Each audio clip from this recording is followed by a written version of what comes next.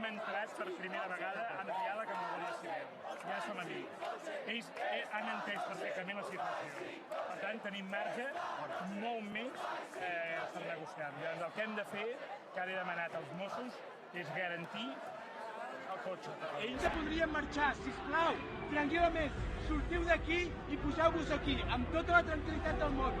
Deixeu que la nostra policia faci la seva feina. Han fet un cordó per separar la gent perquè els Mossos d'Esquadra puguin entrar a donar cobertura a la sortida dels agents de la Guàrdia Civil.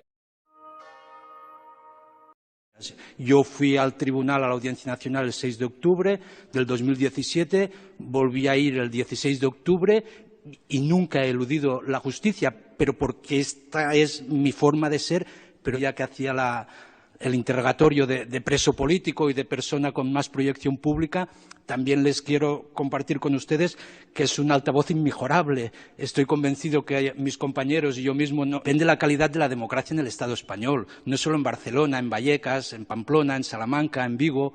Y supongo una vez más todos los demócratas del Estado español pues nos vamos a unir en defensa de lo que siempre hemos defendido, que es la democracia y la libertad de expresión. Yo creo pues es un día que va a durar años, ¿no? Están acusando a nosotros, la extrema derecha, el fascismo, acusando a los demócratas, que con mayor o menor acierto lo que estamos es intentar defender los valores de la democracia que compartimos entre todos.